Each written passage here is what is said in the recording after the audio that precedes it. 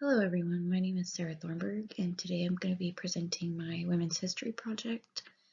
I chose to do my project over Betty Friedan and Phyllis Schlafly's opposing ideologies on feminism, and in specific I'm going to be talking about the methods that they used to generate support and which of those methods was most effective. So first up, I want to look into Betty Friedan. We actually read about her in our textbook earlier this year, but just a little bit about her in case you need some refreshing. Her name is Betty Friedan. She was born in 1921 and died in 2006. She was an American feminist, writer, and activist.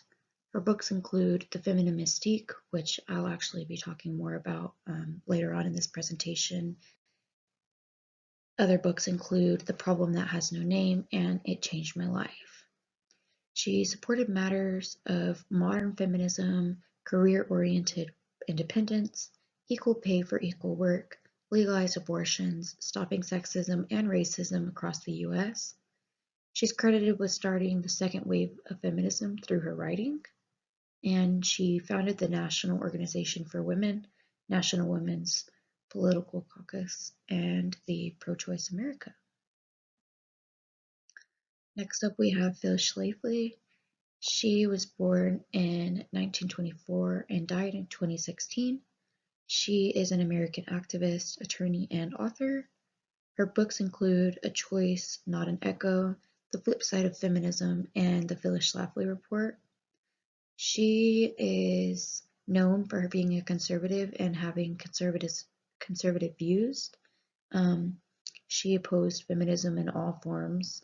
She did not agree with it. She did not think that it should exist. She believed that life was okay just the way it was and we didn't need to make any changes.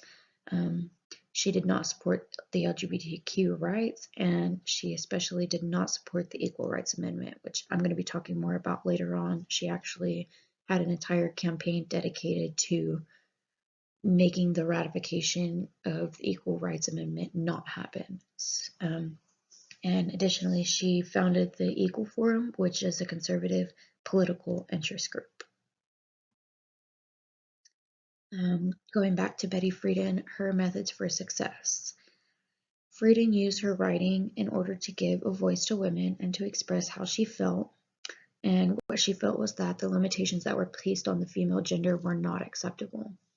And basically, what this is referring to is during this time, women were expected to, stay home, cook, clean, watch the children, and she just believed that this was not acceptable for her. She didn't agree with that. So she wrote her book, The Feminine Mystique, which this book actually was one of the first times that anyone heard of the idea that women could fulfill roles outside of the traditional stay home, be a mother, be a provider, type of regulation. And once this book was released, it actually motivated women to begin working together so that they could make changes happen regarding the limitations that were present on the female gender. And this is how she came to be known to have started the second wave feminism. In The Feminine Mystique, Friedan aimed to liberate the strange, dissatisfied voice of the mid-century suburban housewife. Her book, again, like I said, it gave voice to women, and it opened the door of opportunity for them. What's something that I found interesting in my research is that women didn't even necessarily know that there was anything wrong with the way that they were living because they had lived that way for so long. For centuries, women were expected to tend to their husband and children and were never given the opportunity to truly expand their horizons. Friedan's success within the feminist community did not come without struggle, however. For every feminist that did support her, there were also anti-feminists that were there to discourage her success. Friedan held strong to her opinions on women's equality and openly expressed these views in her writing. It does not appear to me that she was scared to express herself in any way, but upon researching more about her, I found that that wasn't necessarily the case. Ultimately, Friedan's political choices are explained through personal attitudes. She needed to belong. She clung to mainstream as to a life raft. Being a lesbian was like being an outsider and a Jew. Lesbians were rejects, and if she championed their cause, she would be rejected. So basically, Friedan was able to remain politically acceptable by steering away from topics that might hinder her credibility. So controversial issues such as that of the LGBTQ plus community were not on the radar for her at all. Before Friedan released the feminine mystique and ultimately changed the way that women viewed their life, associated with women was domesticity. The others were piety, purity, and submissiveness. Home was referred to as a woman's proper sphere. So again, that's going back to what I was saying. Women were expected to stay home, cook, clean, watch their children, and submit to their husbands. Women living a life as we knew it today with, jobs and freedoms that we have, it was simply unheard of. It was not known. Women did not do that. Women didn't work for themselves. Women didn't express their opinions, freely. Women didn't any of that. They simply listened to what their husband said, they watched after their children, and that was that. Friedan brought about change, and in the process, she condemned social scientists, the media, and suburban developers who sacrificed white middle class women's individuality and happiness to false notions of femininity. Moving on from Betty, now we're looking into Phyllis Schlafly and her methods for success. Schlafly is best remembered for her Stop Era campaign, which was successful in preventing the ratification of the Equal Rights Amendment in the 1920s. Some methods that she used in order to achieve this success include persistent public speaking and remaining adamant to her conservative values. Schlafly's interpretations of what the amendment would bring, her claim that the Equal Rights Amendment would mean ex-wives would be denied child support, that sex-segregated bathrooms would be unconstitutional, that rape would no longer be a crime, and that women would be drafted. So basically what I found in Schlafly's techniques is that she instilled kind of fear into the public for what would happen if the Equal Rights Amendment was passed. She said all these negative things would come, and obviously hearing that, it sounds really terrible, and many people got on board because they believed that negative repercussions would come with the ratification of the Equal Rights Amendment. So looking into what the Equal Rights Amendment is, it's an amendment to the Constitution which proposes that men and women shall have equal rights throughout the United States in every place subject to its jurisdiction. The amendment was introduced into Congress on December 10th, 1923. Essentially, it was an amendment that was introduced with the intention of ensuring gender equality. There were many factors that contributed to its overall lack of success, though. The Equal Rights Amendment, which was meant to make it a constitutional violation to abridge an individual's rights because of sex, catalyzed a women's led opposition movement, many of whom came out of the labor and class-based movements, including the American Communist Party. An amendment that was based on good intentions faced issues with the public, especially women, because they were skeptical about what it would mean for society after it was implemented. According to the Constitution's amending provision, the Equal Rights Amendment would become part of the fundamental law when ratified by 3/4 of the state, that is 38 of the 50.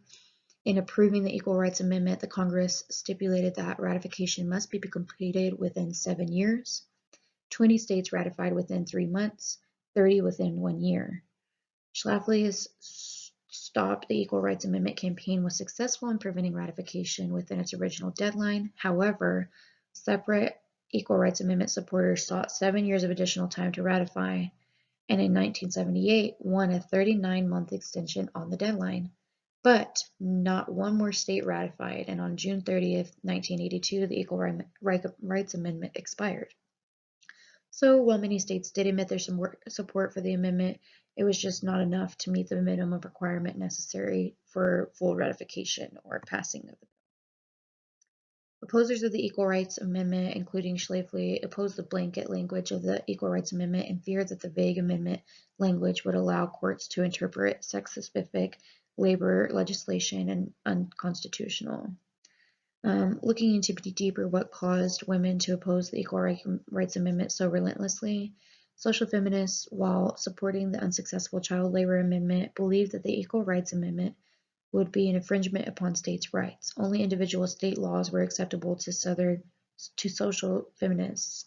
They were convinced that women, as future mothers, would always need more protective laws than men, and that courts would misinterpret any law not explicit in detail. The core opposers to this amendment were conservative in nature, and Schlafly made a great leader by showing what poor consequences can result from making changes. Schlafly did more than oppose the Equal Rights Amendment, however. The anti-feminist fight led by Schlafly did not only consist in acquiring more power for women, but first and foremost in preserving the socioeconomic and cultural influence they already enjoyed. She empowered conservative women by elaborating a collective identity.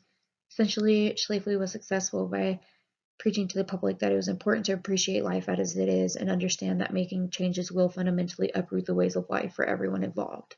For her, it was vital to fully consider what may come from instilling change, and because of this, she was adamant that too much change would entirely alter life around her.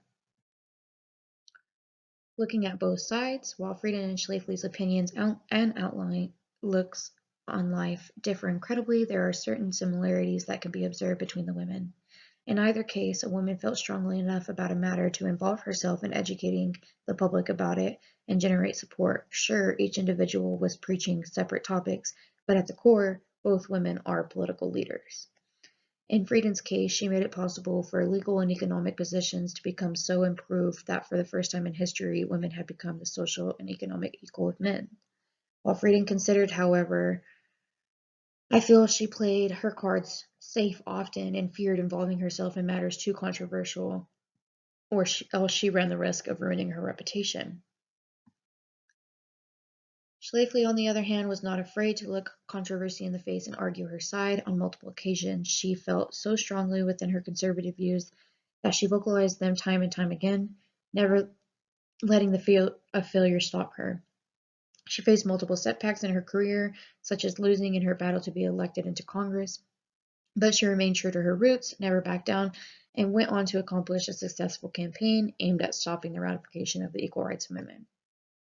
Considering Schlafly's success in derailing the constitutional enshrinement of gender equality, her historical significance deserves a nuanced portrayal.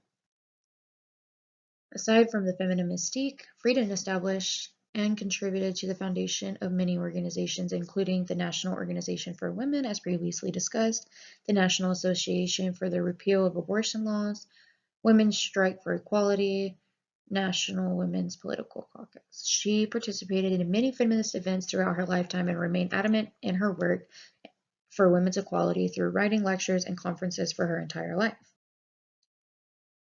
Now, going on to critique Betty Friedan.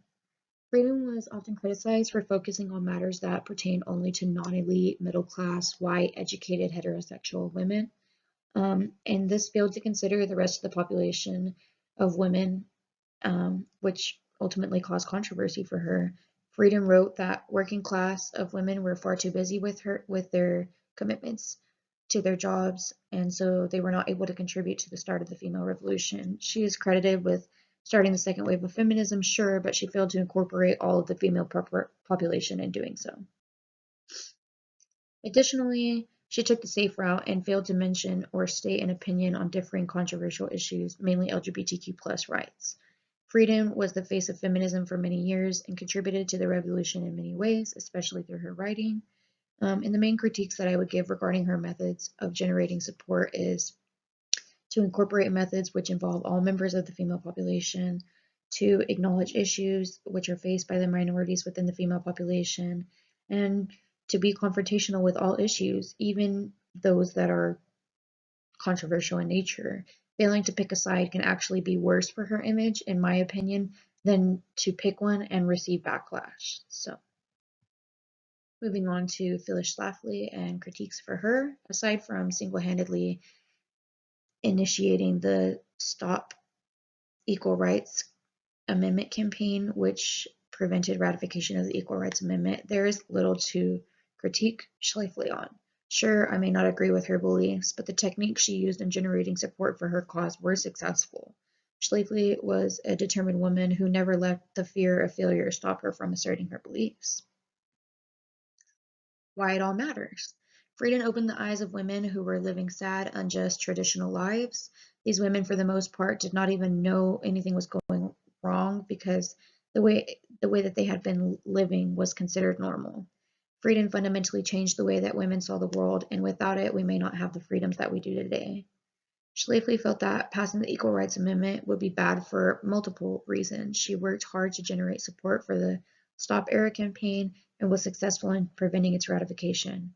Now, personally, I'm not going to say that passing the Equal Rights Amendment would have had negative consequences, but I will acknowledge that Schlafly was determined to stop it from passing and succeeded in her efforts of prevention. Without Schlafly, the Equal Rights Amendment may have passed, and the world as we know it today would be fundamentally different. Conclusion. While both women arguably had adequate methods used in order to attain success in their corresponding viewpoints, Schlafly's determination, at least to me, reigns top tier when compared to Friedan's. Friedan encouraged women to fulfill more with their lives than the traditions that had been pushed on them for ages. Schlafly looked at the bigger picture for the Equal Rights Amendment, publicized the poor repercussions that she felt would come as a result of it, and found unprecedented support along the way. Again, I would consider both women successful individuals, but as far as methods go, Phyllis's were untouchable in nature. And that's everything I got. Thank you.